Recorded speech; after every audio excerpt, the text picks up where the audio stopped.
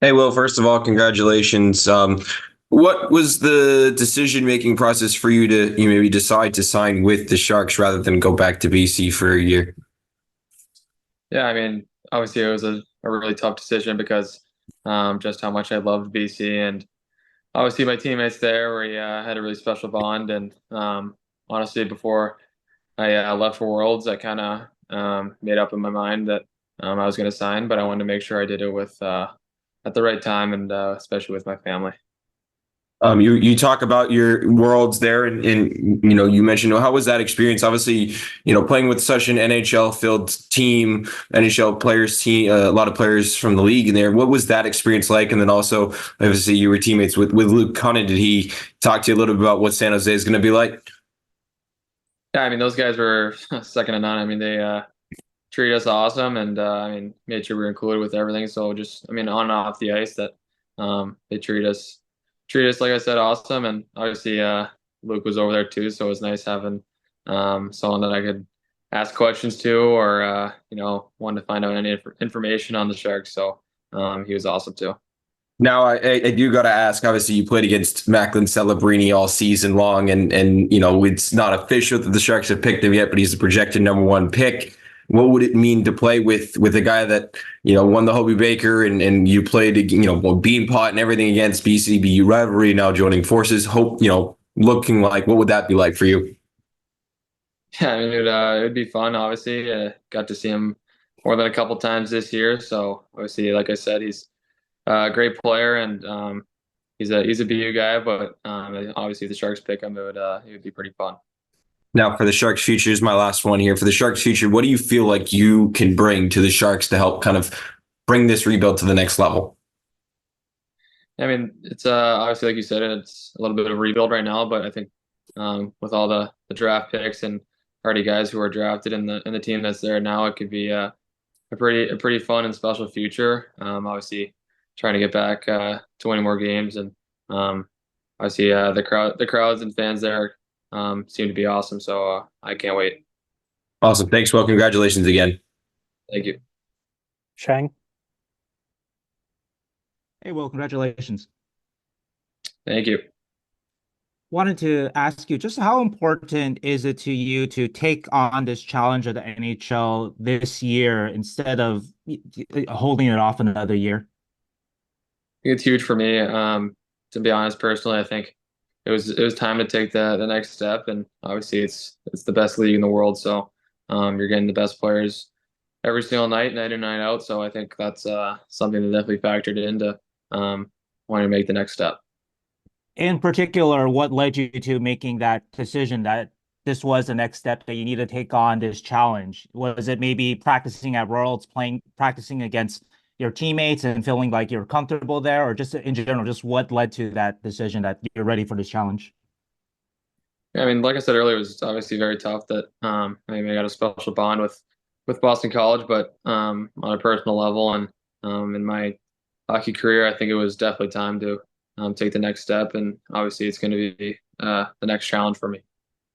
Did it also impact your decision that the Sharks did win the draft lottery and likely will draft Macklin? And you can just basically have someone to kind of maybe bounce ideas off someone about your age to kind of start your NHL career with. Would that kind of matter? I mean, yeah, obviously, it's pretty special that we're gonna have the first overall pick, but like I said, right before I went to headed off to Worlds, that I knew I wanted to have a decision made before I got over to Europe by myself. So I think getting that pick was definitely huge, and definitely gonna help the future. And you alluded to talking to Luke Kanin. What in particular did he tell you about San Jose, or did you maybe talk with Nico Sturm or any of the other Sharks there? But anything in particular that they told you about the Sharks? Yeah, I mean, it was mainly just Luke because I mean we were around each other so much, and honestly, just questions, just about games, travel, stuff like that. Just trying to get the lay of the land and just kind of the area. So more stuff about that, and he was awesome with all the information. All right. Well, congratulations. Thank you. Curtis. Well, hey, this is Curtis Pashuk from the San Jose Mercury News. Thanks for doing this today. Congratulations. Thank you very much. I got messages from Sharks fans already asking me what number are you going to wear with the Sharks. I think I'm still figuring that out, but if they let me wear 2, I think that's what I'm gonna go with. Why is 2 so special to you? To be honest, I grew up obviously a BC fan, so Brian Leach was there, and then I mean, even though he's a defenseman, still kind of like the number, and I mean, I wore it my whole life. Besides at BC because it was taken, but just kind of it's always kind of stuck with me, and I think it's also kind of a little bit different, which obviously forwards usually are in that kind of different style of numbers. Now that the deal is done, what are the next few months look like for you? Obviously, you're going to be coming to development camp and getting ready for this season. Does your training maybe change a little bit for the pro game now, as opposed to in the longer schedule and the things that come with that? Does your training and your preparation for next season change in any way?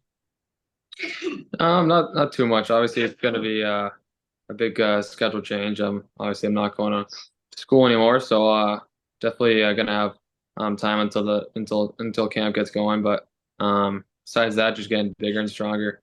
That's just obviously the NHL is going to be a strong league where guys are going to be a lot bigger, especially faster. So I think just adding that into my training more is something I'll be working on. Who from the Sharks was over in Europe? I mean, was there someone over there that you were talking to, maybe on a regular, not Luke, but just maybe guys from the front office or scouts? It was more over the phone, to be honest. What was Mike Grier telling you as far as becoming a pro? He said last month he feels you're ready. What were those conversations like with him, just as far as finalizing this decision, I guess? Yeah, I mean, he was great the whole process. Obviously, we started talking after the year ended, and then obviously I took some time to make sure I was making the right decision. And I mean, every single factor that was going into it, he made sure he laid on the table, which was awesome for me and my family. I think it's probably fair to say you have your goal is to make the team at a camp, and how do you think you go about doing that? Yeah, I mean, obviously that's the goal going into it, and like I said, it's going to start with the summer training, and once I get to camp, it's just going to continue from there. That obviously the goal is make the team. All right, thank you, Will. Thank you. We'll go to Ryan. Hey, thanks, Will. Ryan Kennedy from the Hockey News. Just kind of curious, with this decision, have you had conversations with your now former BC line mates, Ryan Leonard and Gabe Perreault, about the decision you were about to make public this week? Yeah, I mean, they're my 2 of my closest friends, so obviously let them know, and definitely didn't want them seeing this anywhere on social media, so I made sure to tell them. And I mean, they know it's a business, and obviously they're 2 of my best friends, so definitely will be in touch.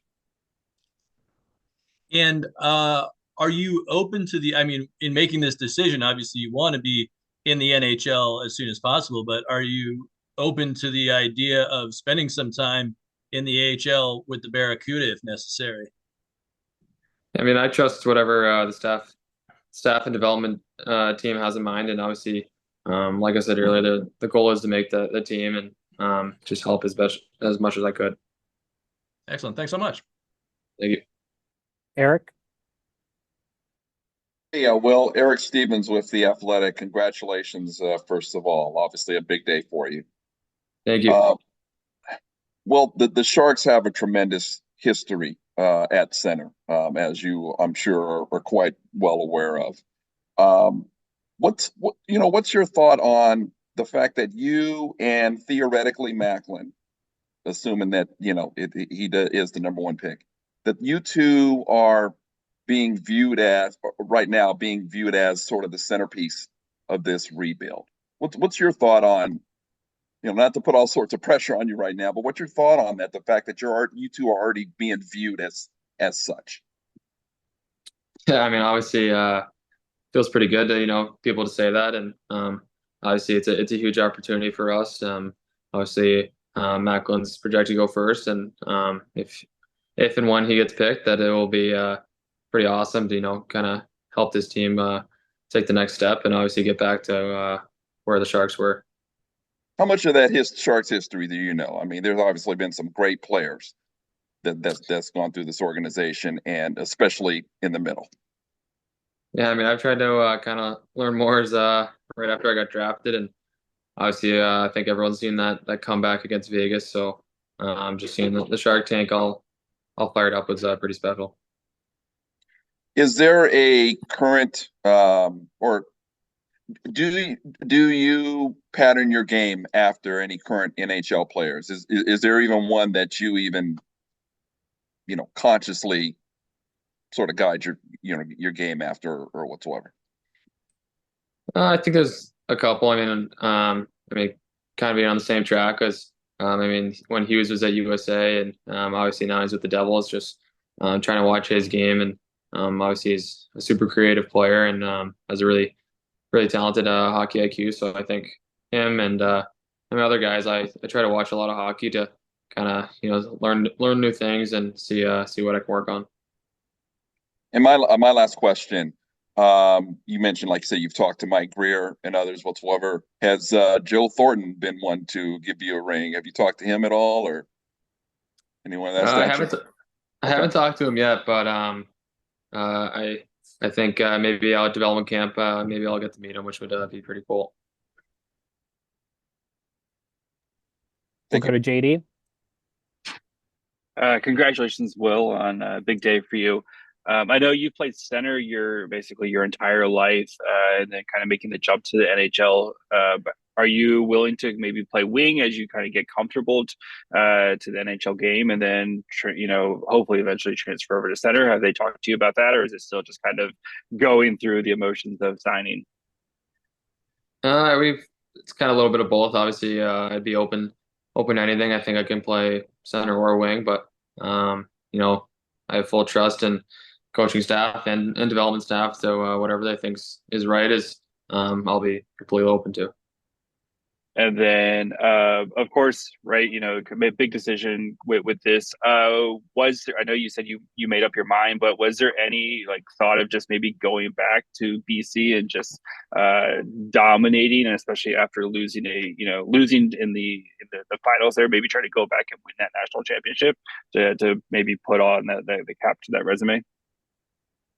Yeah, like I said, it was a tough decision having to leave a place like BC. Obviously, I've had a lot of family history there, and obviously this year was pretty special. The last game wasn't what we planned on having it end, but like I said, it's kind of ready for the next step for me. But obviously, I think that team's going to be great next year, and I can wish more of the best luck for them. All right, thanks again, Will. Congratulations. Thank you. Got time for a final round of questions, so we'll go start with Curtis. Well, I'm sure, I'm not sure if you finalized this yet, but when do you think you might move out to California and just get settled in here? Yeah, I mean, we're still trying to kind of figure that out. Obviously, it's kind of sudden right now, but definitely figuring out some living situations at the moment. And not to keep harping on Macklin here. This is your day, but just competing against him, what makes him the player he is, in your opinion? And does his game maybe complement your game a little bit, do you think? Definitely. I think it's going to be if he gets picked, and obviously I think everyone kind of projects him there. It would be pretty cool to play together. I think we'd be pretty cool together to watch. Obviously, I think he's got some pretty sick skills that we saw on display this year. So I think going up against him, it was always going to be a tough battle, and obviously it'd be pretty fun to play with. You guys got the better of BU quite a bit this year, but was there one play that really kind of stood out when you competed against him? Like, wow, this guy's pretty special. I mean, we I think played 4 times against each other, so there was a bunch of different moments where just both teams were going back and forth, and obviously he had a great beam pod, which is the game they got us in. So that was a tough one. All right, thank you, Will. Yep. Max? Well, I just wanted to follow up and ask you about, the way Mike Grier's built this team, a lot of the picks through the NCAA, the signing of Colin Graff, and obviously, Grier being a BU guy himself, and, again, with, looking like Macklin. Just what have your thoughts been of the way the Sharks have built up this prospect pool with a lot of NCAA prospects? I mean, I think it's been great. Obviously, there's a pretty loaded prospect pool, and which kind of shows how exciting the future can be. And obviously, if they're coming from NCAA, I think it's the best route. And obviously, you could just see how many talented players there were this year, just fully down to developing and winning in the NCAA. One of the reasons Colin Graff signed with the Sharks, he told us, is that, be some of the familiarity with a lot of the Boston area people. He may not have known them, but just given that they know kind of where he's been. Was that part of your decision-making process too? A lot of familiarity with the area that you grew up in and played in? Yeah, I mean, it's definitely nice that there's a lot of Boston people in the organization where we kind of came from the same place of now we're moving out to California. So it's pretty cool. And obviously it's really nice having those people around. Now, the last thing I'll ask you is, a lot of people have mentioned the California weather. Are you excited to get out of that instead of in Boston during the wintertime? Yeah, that's I can't wait for that. It seems like it's gonna be pretty nice. Awesome. Thanks, Will. Thank you. We'll finish up here with Dan. Hey there, Will. Dan Rusanowski here. Congratulations. Will be good to see you in development camp and beyond. Your year at BC and the work with the training staff and the coaches, it's a hard thing to play college hockey. I wanted to know, how are you a better hockey player now after that great year you had at BC, and where do you think you improved the most? Yeah, I mean, going up against older guys is definitely always going to be tougher, and obviously college is pretty stacked this year. So I think honestly, knowing that every single night is going to be a battle, no matter who you're playing, and obviously the NHL is that already. So I think just getting bigger and stronger, kind of in the weight room, and making sure you're getting faster as well, which will always help on the ice. Final one for me is how do you feel that your relationship to the game is going to change? You're not going to train 5 days a week and then play on Friday and Saturday. You're going to have sometimes 3, sometimes 4 games in a week, not as much practice because you're in the Western Conference, and also the pressure to be a professional and to make sure that you're playing for a different reason. What are your thoughts on all those things? Yeah, I mean, it all factored into my decision. It's a business, and you're here to win. So I think, like you said, all those factors did come into my decision, and I knew I was getting into, and I can't wait.